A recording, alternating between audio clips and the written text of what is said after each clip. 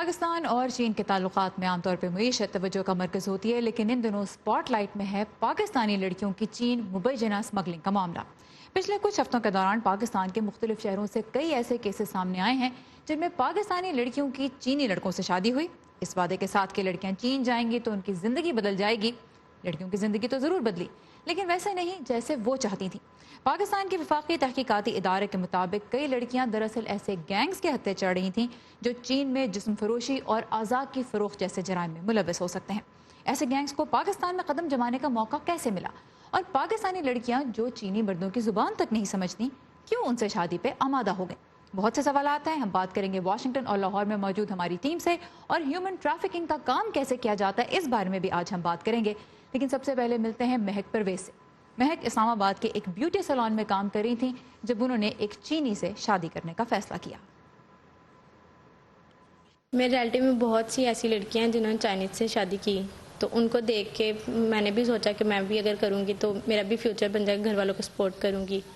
تو میں نے یہ سوچ کے پھر میں نے چائنیز کے ساتھ شادی کرنے کا فیصلہ کیا۔ جب میرا رشتہ ہے تو میرے مائنڈ میں بہت ساری باتیں ہیں کہ اگر یہ فراڈ ہوا تو پھر میں نے یہ سوچا کہ اگر اور لڑکیاں کر رہی ہیں، ہمارے ریلیٹیو میں سے کر رہی ہیں، تو پھر مجھے بھی کرنا چاہیے۔ وہ اگر کر رہی ہیں تو اپنی لائف برباد تو نہیں کر سکتی نا۔ ایگری ہو گئے تو پھر اس نے ہمیں 20,000 دیا جو لڑکے والوں کی طرف سے لڑکی کے کپڑے ہوتے ہیں، تو وہ کپڑے کے لیے اس نے پیسے دیے ہمیں، باقی ہال وغیرہ کا ارینج اس نے خود کیا تھا۔ لیکن پھر شادی کی کچھ ہی دیر بعد مہک کو یہ پتہ لگا کہ ان سے جھوٹ بولا گیا ہے۔ انہیں معلوم ہوا کہ ان کا دولہا ان کی طرح مسیحی بھی نہیں ہے اور مفلوج بھی ہے۔ اس وقت ندیم یعقوب ہمارے ساتھ ہیں واشنگٹن کے اسٹوڈیو میں۔ ندیم، یہ بتائیے، آپ نے مہک کو لوکیٹ کیا، آپ کی ان سے بات ہوئی کہ یہ پروسیس کام کیسے کرتا ہے، تو ہمارے ویورز کے لیے بتائیے کہ یہ غیر ملکی پاکستان آتے ہیں، پاکستانی لڑکیوں سے بات چیت کرتے ہیں، کیا پروسیس بنائی ہے؟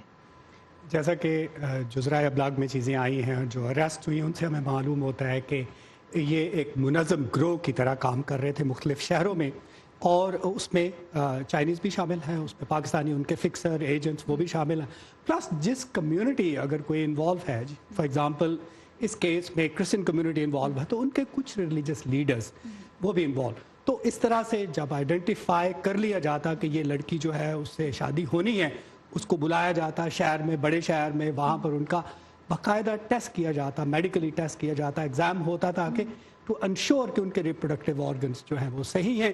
اس کے بعد پھر ان سے شادی ودن فیو ڈیز، ان کو پیسے دیے جاتے کہ آپ شادی کر لیں، شادی ہو جاتی، اور پھر ان کو الگ سے ایک جگہ پہ فیملی سے دور رکھا جاتا جہاں پہ چائنیز بھی ہیں، جیسے مہک بتا رہی ہیں کہ ان کو لاہور میں رکھا گیا، اور پھر وہ ڈاکومنٹیشن پروسیس، ٹریولنگ، سارا کچھ جو ہے وہ کیا جاتا، اور پھر ان کو لے کر چائنا لے جاتا۔ اچھا یہ بتائیں، جس طرح ہم نے دیکھا کہ مہک مسیحی کمیونٹی سے تعلق رکھتی ہیں، اور بھی بہت سارے کیسز جس وقت سامنے آئے ہیں اس میں اکثریت جو ہے وہ مسیحی لڑکیوں کی ہے، اس کی کیا وجہ ہے؟ اس کمیونٹی پہ کیوں توجہ دی گئی؟ بہت سمپل، کیونکہ کرسچن جو کمیونٹی ہے وہ ایک تو غریب ہوتے ہیں، زیادہ پڑھے لکھے نہیں ہوتے، رشتوں کی کمی ہے، یہ بھی ایک وجہ شاید ہو سکتی ہے۔ ان کو ٹارگٹ کیا جاتا، وہاں سے انہیں لے جا کر انہیں اچھے سبز باغ دکھائے جاتے، اور وہ فیملیز جو ہیں وہ بہت جلدی جو ہیں، چونکہ انہیں روزگار اچھے مل جائیں گے، نوکریاں اچھی ہو جائیں گی، فیملی کا مستقبل اچھا ہو جائے گا، خوشحالی آ جائے گی گھر میں، اور لڑکیاں جو ہیں ان کے لیے مستقبل بن جائے گا، باہر جا کے وہ زیادہ خوشحال ہو سکیں گے۔ کنورژن کا ایشو اس میں کہیں پلے آؤٹ کر رہا ہے؟ کنورژن چائنیز سائٹ پہ ہوتا ہے، کرسچن سائٹ پہ نہیں۔ وہ لوگ بتاتے ہیں کہ جی یہ نئے نئے کنورٹڈ لوگ ہیں، نئے نئے دھلے ہیں جو کہ کنورٹ ہوئے ہیں، اس لیے وہ کرسچن فیملی سے شادی کرنا چاہتے ہیں۔ All right Nadeem, thank you very much, بہت امپورٹنٹ ڈیٹیلز تھیں، بہت شکریہ ان ڈیٹیلز کے لیے۔ جس طرح ہم نے بتایا مہک نے شادی جب کی اور ان کو پتہ لگا کہ ان کے ساتھ جھوٹ بولا گیا، تو پھر اس کے بعد مہک نے بھی چین جانے سے انکار کر دیا۔ وہ کہتی ہیں کہ انہیں دھمکیاں دی گئیں، لیکن پھر بھی وہ اپنے والد کے ساتھ گھر واپس جانے میں کامیاب ہو گئے۔ اس واقعے کے بارے میں وہ اب کیا سوچ رہی ہیں، آئیے انہی کی زبانی سنتے ہیں۔